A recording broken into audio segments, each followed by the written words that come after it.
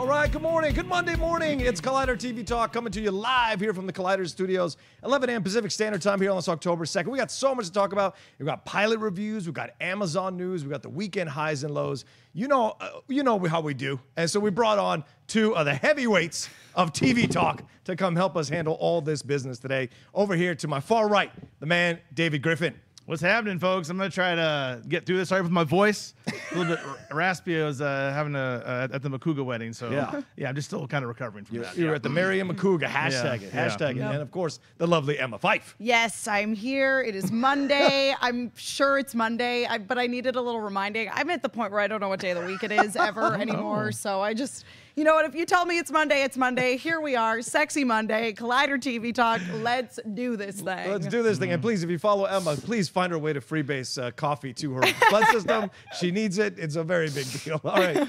Well, let's start off with the first news story. It comes out of Amazon. Jeff Bezos was saying he handed out a mandate to Amazon Studios chief Roy Price to bring me Game of Thrones. So now there's this announcement that 3 new high-concept science fiction series are in the works. One is called Lazarus, the other Snow Crash, and the other Ringworld. Lazarus is based on a comic book series from creators Greg Rucka and Michael Lark. It's set in a distant future where the Earth is controlled by 16 families, each of which has a one-person informer that works as an assassin called a Lazarus.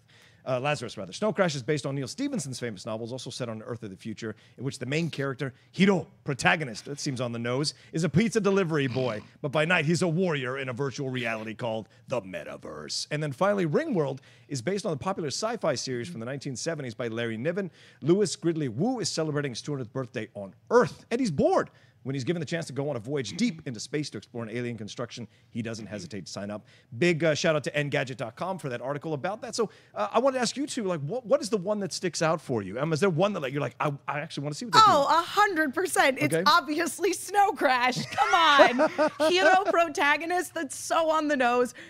Sci-fi pizza delivery boy, I am all in on that. Well, what if it's Jeff Antagonist is his villain? Would you Jeff be okay with 100%. Yeah, definitely. I love it. I love just like, let's just call these tropes out, put them all in there, mix them up in a sci-fi blender, throw in some pizza, magic. Right. Susie love interest, it'd be perfect. Yeah, Jeff, it's great. I mean, David, what do you think? This Ringworld show is kind of interesting. I mean, the guy is 200 years old. He's bored. Yeah. There's an alien construction out there. He wants to see what it's all about. So he takes a journey. Like, will that interfere? Like, what's going on with his age? Like, is there, have they cured a bunch of diseases, or do people just live a long time, or does he have some kind of an immortality thing going on there? So I'm curious about that. Yeah. It's interesting, though, this mandate, bring me Game of Thrones. Yeah, right? I mean, it's like it's hard to chase Game of Thrones. It's like, true.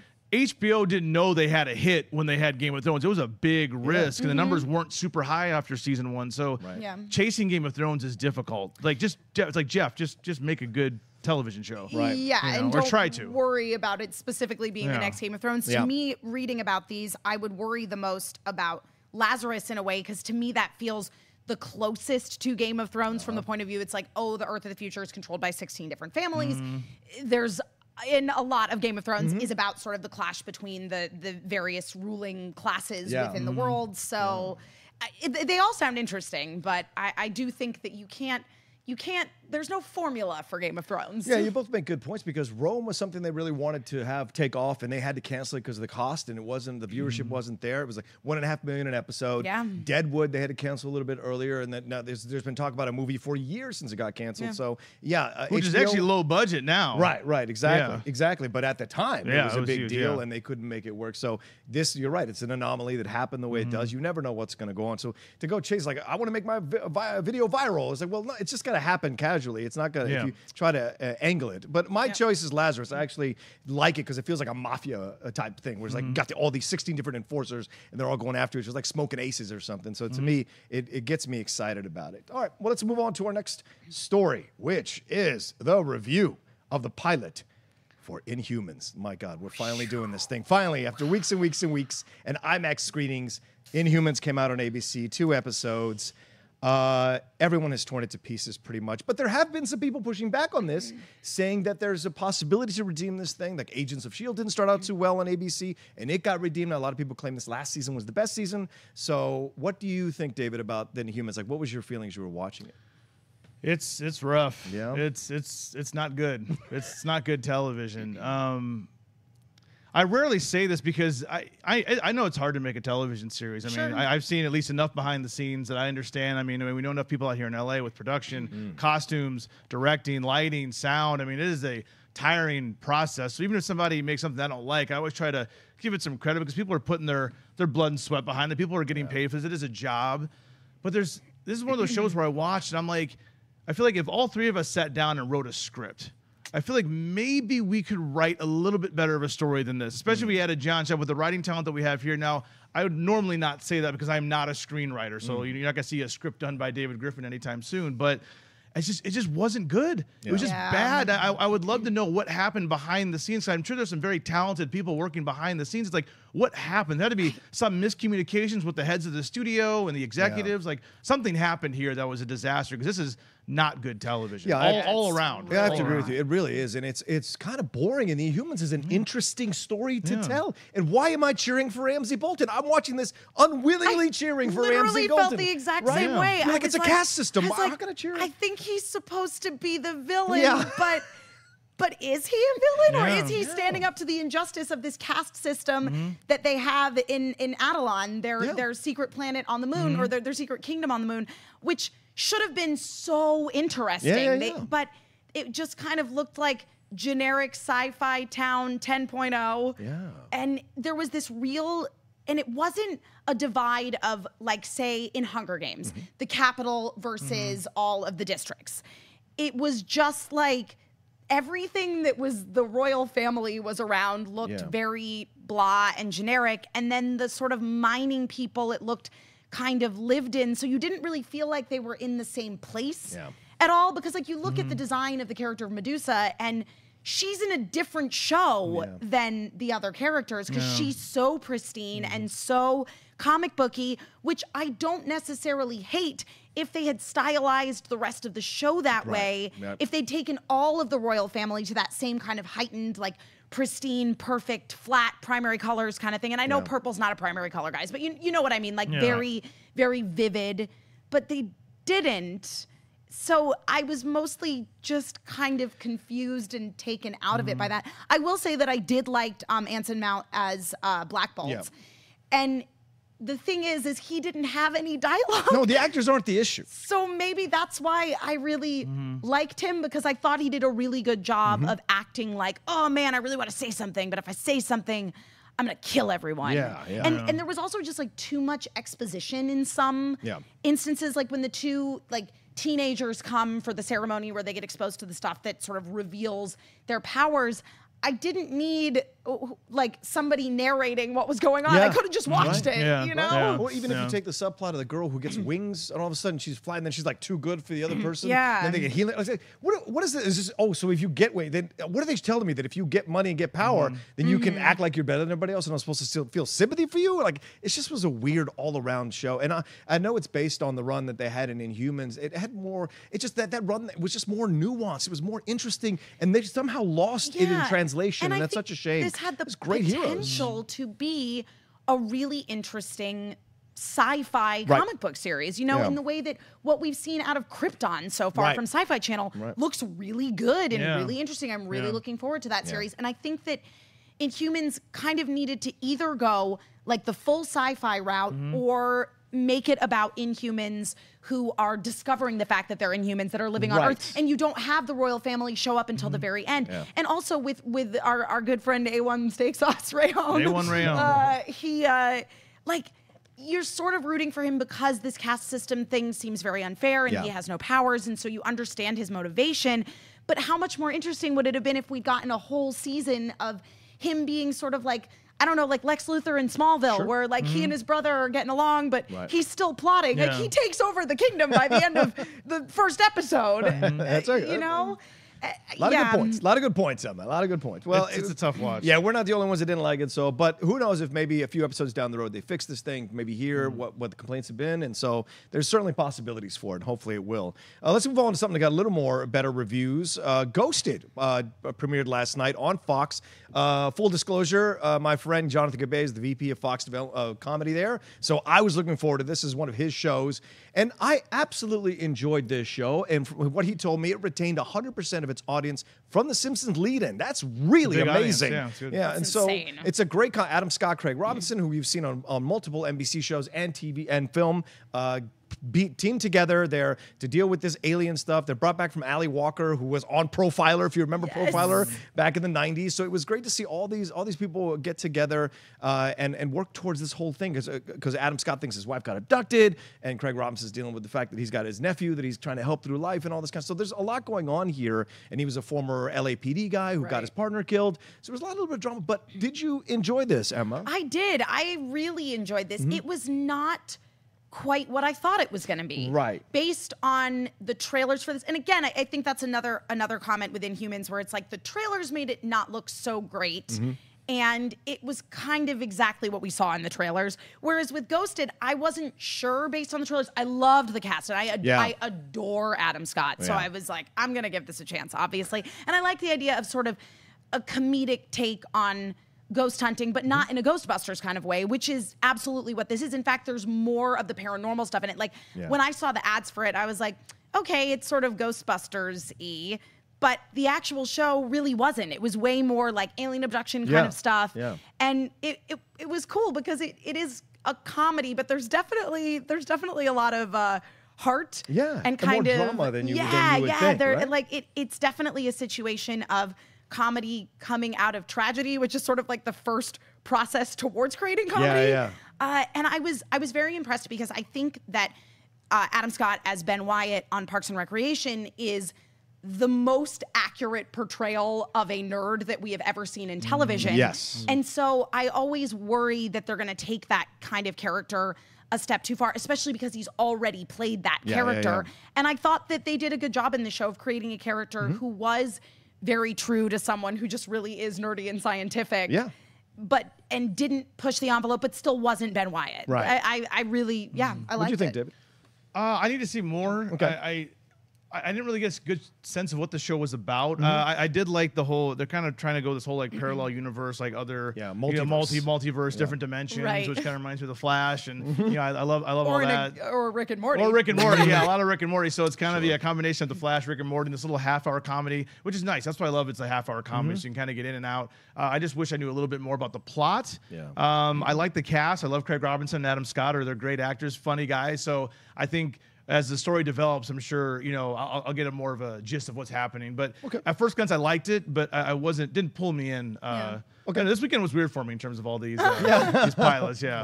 These were all David's suggestions too. So we were let's watch. Hey guys, gotta watch these shows. Let's do it. And if you guys want, if you didn't catch it last night, you can watch it on Hulu and on the Fox Now app on Fox.com. So let's move on to the next one, which is the most uncomfortable thing I've watched in a very, very long time.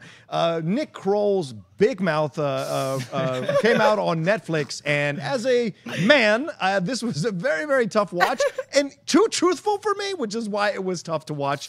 Some of those instances, I won't deny, have occurred in life, and that's just like a weird kind of thing. So I don't know what it was. So we have a man and a woman on the panel. Like, what did you guys think watching this? Show I love, because it's really focused on it. The first two shows, I was like, this show I loved. I loved Big Mouth. I love how unapologetic it is, how brutally honest it is. Maybe it's a 13-year-old, 12-year-old, you can't process what's going through you as you're hitting these stages. Right. But when you get older, you're like, yep, that's a lot of that's true. And it is funny. And I really loved the intervention by the hormone monsters, like making the young sort of preteens on the verge of teenagerdom get mad at their friends and get mad at their parents and just cry for no reason, because that really does happen. And it was so funny the way that it was like really pointed out of like these two best friends, Nick and I don't remember what the other guy's name was. John Mulaney does the voice. Yeah, exactly. But they were best friends, and they like physically have this hormone monster coming in between them. But of course, Nick can't actually see the hormone monster. Right. So not the puberty fairy. Don't you call me the puberty fairy? Yes. Not a fairy. I mean, it was so uncomfortable, but Andrew was Andrew. Yep. So, but it was so truthful. I'm also obsessed with Jason Mantzoukas' character God. doing his magic tricks.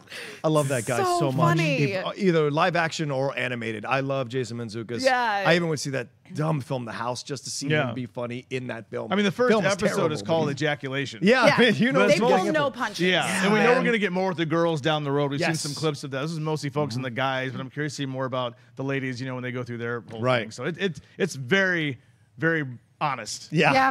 But And I like love the it. whole thing with Maya Rudolph wanting to shove him back into her as Oh his my baby. God. I was like, weird. It's like, I let's was just come back in. I was like, obsessed oh, with- no. do women have those? Like, do mothers have But I those will thoughts? say that I actually really enjoyed how open Nick's parents were. Yeah. And obviously they were supposed to be the like oversharer kind of Right. parents, but I did appreciate that they really legitimately were open to talking about sex with their son and the changes that he was going through. And they Yeah. were like, oh, if you're gay, that's great. That's actually better. Yeah, it's better. Yeah, you know? better if you're gay. And the fact that they also clearly like still had a good relationship and a healthy sex life, Yeah. like that I really, really appreciated. Yeah. There is a lot of heart in this series Yeah. for all that everything is. Through all the ball jokes and dick jokes. Yeah, through all the dick jokes. When he pictured everyone on the basketball court as a dick, that was Just coming at him. He's like, no. so funny. Yeah. And I want to give a shout out to Jenny Slate, who does great work as Missy, and then Jesse Klein as Jesse. Very funny Yeah. stuff to play off what they're doing what those characters are doing with them. And also, I enjoyed that it was like you said, they're just honest, just Yeah. straight Yeah. up honest, Yeah. and it told you a thing. Because if you've experienced those feelings, like no show is it's not all Stand By Me or Goonies. Like real shit happens when you're trying to Yeah. grow up, and so you have to figure out how to navigate your emotions. And of course, at that time, and I didn't even mind the Duke Ellington apparition. Oh my Normally, God, I'd be the worried Duke about Ellington the apparition racism was stuff, or hilarious. like Oh, Cleveland no, yeah. show, but it worked because this is like kind of like a tree off the Seth MacFarlane or a branch bit, off the yeah. Seth MacFarlane Sure. tree. Feels like that. And so to me, I didn't mind the Ellington. I thought it was really funny, some of those scenes with him. He goes, I remember that back when Steve with a white woman meant something, you know, and all these things were funny jokes. And I was like, oh, this is actually, so I'm going to definitely come back, but Yeah. I'm uncomfortably coming back. Yes, It's yes, very truthful. yes. So, Yeah. all right, let's move on. And another big event happened this weekend. We had the finale of Rick and Morty. Was it season 4 or season 3? Season 3. Season 3. Yeah. We had we had clones, we had all this stuff going. So Emma, what did you think about this finale? This whole season of Rick and Morty has just knocked it out of the park for me. It's so good. It's definitely moved towards a more episodic format. Josh McCouga and I were talking about this a little while ago, that this season felt a little more episodic, like episodes could be enjoyed more a la carte. There wasn't necessarily so much of an overarching storyline, except for in the beginning, Beth and Jerry, the dad, like getting separated, divorced, what have you. And then by the end of this episode, they're back together Right. because Beth is having a crisis. I loved the whole storyline in this where Beth was convinced she was a clone. Yes. It just Yeah. made me so happy. I'm still not sure. I know. That's still the not thing. sure. That's the thing. Fly fishing Rick. Yep. Yeah. And I think that was what it was like this Yeah. whole season was about like Rick being on top and just dominating everything. Yeah. Right. But by the end, he's like, well, now I'm the asshole in this family. Yeah. And you guys are in charge and this sucks. You have the president being voiced by Keith David. No, Yes. nice. Great, Yeah. you know, Goliath, and he's done so many great voices. I But mean, he they was got into a just- fight, right? A physical fight and all this Well, stuff. yeah, it was basically being like, look, you're like this kind of like demigod, like, and you know, you're going on unchecked, like you can't do that. I got to run this country, and then kind of make a deal at the end. But yeah, Right. it was a great episode. It was Yeah. a good finale. Not my favorite of all Of of them this that we've season? seen. No, of the I season. agree. Yeah, it But was not my favorite of this and they even season. kind of joke like how long we're gonna have to wait. It's gonna be like however long. I mean, Yeah. who knows? 2 years. How I long it's know. gonna take to make these episodes? Yeah. I did like this line. You're not going to have fun if you analyze everything. Yeah. Well, and I Like, also, which is a play on the fans looking through Yeah. this stuff, and also Yeah. like, yes, and I also that's classic loved, Harmon, yeah. and I also loved Rick calling Beth out, being like, "Yeah, you're smart. When smart people are happy, they don't feel like themselves." Yeah, yeah. It's like, oh, yep, that's true. So true. so there's a lot of truth going on in television, apparently, in and animated a lot of television. truth going on in animated television Yes, specifically. yes. For sure.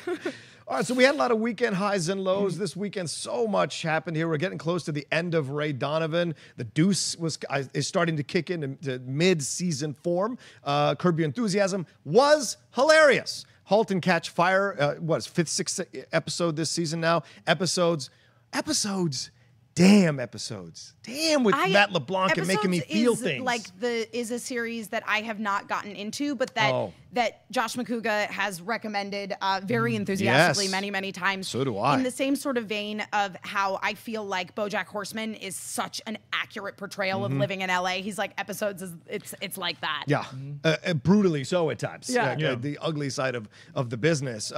Vice Principals, Outlander. David, yes, take it away, please. So, Outlander was another great episode this week, but like Sam Heughan, who plays Jamie, I'll just say there's a part. It's not like a huge spoiler, but there's a girl. There's a girl now because he and Claire are separated, right? Not separated like divorced. They're just in different time periods. Sure. It's just the whole premise of the story. Right. There's this girl, like this rich girl who wants to sleep with him, and he's all like being like.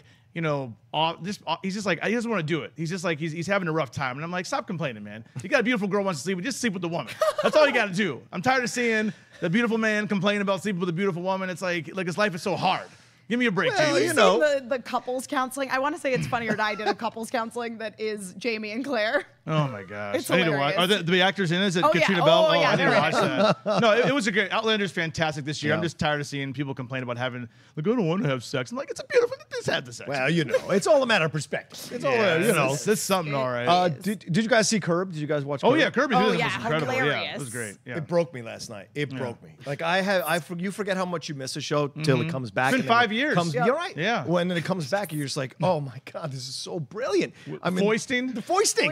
I've never heard that term before foisting. Yeah. That's the brilliance of it all. They come up with it's almost like because like what they did in Seinfeld, right? They come up with these terms, but foisting was brilliant. And you can tell all like the how off the cuff it is. I mean, it's a lot of improv. You can tell with some of those scenes. I mean, my understanding with Curb is that it is basically they have here's the scene. Right, because if you know the credits, it doesn't say written by, it says story by. Yeah. So it's just like, okay, this is what we're trying to get. Go. Yep. Yeah. And That's they're exactly great. what The whole like lesbians like, you gotta look. You gotta look. Yeah. You gotta look. Short hair, the tie. You gotta look. You gotta look. I didn't want to offend you, and ironically, I did offend you by not holding the door for you. So, pretty good. The whole thing with the wedding was hilarious, and it was great to see Nassim Pedrad come on and be crazy and doing all that kind of jazz, and JB Smoove. He's funny. He's lamping. If you had to move Cheryl Hines out and move JB Smoove in, I'm all right. JB Smoove is hilarious. Because you can't move Larry. I just got all the girls to figure out where I live now. You can't be moving now. We got to stay in his house. There's a whole other stuff that he does with him. It's just so brilliant, their interaction. Yeah, when he says lamping, he's like, oh, where'd you get that from? And Richard Lewis, so much fun to see him to show up. All right, did you see DuckTales? Yes. Bob's Burgers? Oh my God. Please take it away. So the new DuckTales on Disney XD, I cannot recommend highly enough. It is so good. And it is also definitely for adults. It's for kids. It's totally kid-friendly, but the writing in it is for adults. All the jokes are for adults. This last episode was so cute. It was about Webby going on an adventure with Lena. I loved their fake British personas that they came up with. What was it? Englebeth and Britannia. Yeah, Britannia. Yeah. And their little inside jokes. And it was about like establishing friendships and inside jokes and how, Huey, Dewey, and Louie kind of have a thing going on that Webby feels like she can never be part of, and then she connects with this really cool girl duck who has pink in her hair, and it was fantastic. But we will learn who she. Oh, I know who she really is. Who she really Spoilers. Yeah, we'll see. Oh, there it is. Oh, there it is. Spoiler alert. And then the season premiere of Bob's Burgers for season 8, which premiered last night, the whole thing was based on fan art that was submitted to Bob's Burgers. So it's like everyone's sort of art style was featured every few scenes. Like they kept changing the art style up. It was awesome. Wow. I love Bob's Burgers. To me, it's one of the best sitcoms on TV, even though it is animated. It is about a family that is dysfunctional but genuinely like each other. And Tina Belcher is like the most accurate portrayal of a 14-year-old girl that exists on television. And she's never the butt of the joke in the family. Like they're all rooting for her, even though like she's a weirdo. It's great. But yeah, this highly recommend checking out the season premiere because it was really cool to see how all the different art styles were incorporated. All right, well, let's move on to Twitter questions. You guys know when you send us Twitter questions, #ColliderTV Talk. Do you guys have one? I have one if you guys don't have one. Oh, usually Makuga. Then I'll have it. Them, yeah. So. Hey, David, have you watched / reviewed Dirk Gently's Holistic Detective Agency yet? That seems like your kind of deal. Season 2 is starting soon. No. You haven't? No, you don't know about Dirk Gently, Max Landis' show set in Britain. You're an Anglophile. No, yeah, I must have missed that one. Yeah. Sorry, yeah. They did a panel at Comic-Con for it. Max Landis is in it. Elijah Wood is in it. Oh, okay. And it's just this. It's like this alternate universe where they exist and go back and forth trying to solve these mysteries. Yeah. It's very interesting. So you don't watch the show. I do not watch the show. No. Right, I do watch a lot of British television, but that's one I'm not watching. That's my follow-up Twitter But question. my thing is, I don't watch a lot of the comedies. Right. I watch mostly the dramas. So I don't know if that's a comedy or a drama. It is a comedy. Okay, I watch more of the dramas. Okay. Yeah. Well, speaking of dramas, I have one more Twitter question from @the_Rocha. Says, David, are you still watching Bulldog? For the love of God, why? Well, yeah. For the love of God, why? Mike, he's such an a-hole. Why are you watching Poldark? Why? It's because it's one of the greatest shows of all time. Yeah, Poldark alert. Yes, thank you. Thank you. Yes. No, Poldark is excellent. Premiered. How has he let her down? Today, the second. Yeah, it premiered yesterday on PBS. How did he let her down on this episode? How did he hurt her? How did he hurt Demi on this episode? No, well, Did he kick their child? No, they're trying to rebuild. Are they? Yeah. After he cheated on her and was in love with another woman for 3 seasons, and he's shady. I hate this guy. He's shady. I know he's shady, but I like because he's complicated though. How can you make me cheer for the colonial British? I hate this guy. I mean, but he's better than Warlegan, the banker. Yeah, but they had to make him like twisting the mustache evil. He's a great actor though. He looks perfect for that role. Yeah, watch Poldark. It's on PBS right now. A masterpiece. I'm gonna check that out. There it is. All right, one last thing. Let's do this. Sadly, the great Monty Hall passed away over the weekend. I think 91 years old. Hey, man, you get to 90. Mad respect. We also lost Hugh Hefner, but Monty Hall passed away this weekend, and I wanted to do a pick of the day in honor of Monty Hall's passing. What was or is your favorite game show? Emma, do you have a favorite game show? Listen, I watched a lot of Game Show Network for a while there. GSN is the jam. Yeah. I was into a lot of the older game shows, so I liked like OG Match Game. Oh, nice. You know? Yeah. Did you look at the fashions of those people? Oh, and go, yeah. I think I saw that in the store the other day. 100%. 100%. Yeah. Right. So I was definitely into Match Game. What about you, I David? remember The Price is Right. You're like, come on down. Bob Barker, old school Price is Right. Oh, Yeah, okay. when I was a kid. Yeah, come on With down. Rod Roddy doing the voiceover there for Price is Right. Yeah, I love it. Yeah, it's one of my favorites. Listen, I will always be and have been a Jeopardy fan. Like, Yeah. there's You just like that, Makuga, yeah. that to me. That, is he a Jeopardy? I love Jeopardy. Okay, that was the one thing my dad and I could always watch. Yeah. No matter what was happening in the house, or we were having issues, or we were great. We could always sit down and watch Jeopardy and like challenge each other as we were watching it. You know, when you're younger, you're like, what is, you're trying to beat your dad. As you get older, you're just like, all right, whatever. We'll get it right. It's not a big deal. But I love that. And then we do it with Wheel of Fortune. So we'd be back to back and trying to guess the stuff. See, in our house, we always watched Jeopardy, and my parents hated Wheel of Fortune, so we would watch Jeopardy, and then it's like, nope, Wheel of Fortune, gotta leave, done. What about Joker's Wild? Did you guys ever watch our Password? $64,000. Oh, yeah, Password, all the various amounts of Cash Pyramid, Card Sharks. Yeah, Card Sharks. Yeah, right. Yeah. And of course, like Newlywed Game and Dating Game. Those were all on. They were all on like old school GSN. Like, Right. But like the episodes were from the 70s. It Dating. was awesome. We were a lot more fun back then. Those game shows. Let's make a deal. Back in the day. Was great. I mean, we used to watch that too with my mom. Would Double Dare be considered a game show? Oh Yeah, yeah, absolutely. Double Dare. I love Double Dare. Double Dare. It was I would great. even put like Legends of the Hidden Temple, like Cody likes that marginally one. in that category. There you go. Green Monkeys for life. All right. Well, that will do it for Collider TV Talk today. I think it's a great way to end behind door number 1. We are going to, in honor of Monty Hall, we are going to end the show there. Thanks so much, everybody, for watching. Let's go around the table, see where everybody can watch. Follow you, David. You can find me on Instagram and Twitter @GriffinDE. Also, stay tuned. I think we're leaving tomorrow. We're heading for New York Comic Con, so check out. We'll have a lot of TV coverage from New York Comic Con, so be sure to stay tuned. A lot of stuff. Premiere, Punisher. There's a lot of panels. I think Shannara the Chronicles. I think the Runaways might be premiering. Yeah. The panel's like over like an hour and a half long, so Right. I don't know that for sure. I'm just guessing. I think there's a Gifted panel too. Gifted premieres tonight. Right. Yep. Premieres tonight. Definitely watch. A lot of people have been asking, are we going to review it? Yeah. Unfortunately, TV Talk is dark for the rest of the week, but May there shoot one will over be there. some review on maybe we'll shoot Collider one about over it. there, yeah. Emma, where can people find you? For sure, you can find me at my name, Emma Fyffe, EMMAFYFFE. I will not be in New York. I will be here in LA, so you can still catch me doing all of my, spoiler alert, thanks, Cody, still catch me doing all of my regular internet things here in LA. So Wednesday, 4:00 p.m., I'll be streaming video games over at Hyper RPG. I've got my anime talk show tomorrow night, Buffy RPG after that. So, check it out, guys. Follow me on Twitter. I tweet about all the stuff I'm doing. Follow her. She's always working on a million shows, and you learn so much watching Emma on all the shows. She has an incredible amount of knowledge, all these things she's on. You guys can always find me at The Rocha Says on Twitter and on Instagram. And like we said, TV Talk, unfortunately, is dark for the rest of the week. But David is correct. We're going to be covering a lot of panels. We're going to be streaming out of 3 separate rooms. So all the panels are going to be streaming here on Collider.com. And it's very TV-heavy, New York Comic Con. So if you're a mad TV fan, this is the Comic Con for you. So watch everything here on Collider.com. Thanks so much for watching. And as Josh Makuga always says, put down the book, pick up the remote. Hey everybody, Josh Makuga here. Thanks so much for watching this episode of Collider TV Talk. Want to watch more episodes? Click there. It's an interactive link. Or for more Collider content, click down there. Subscribe to the channel. Tell all your friends.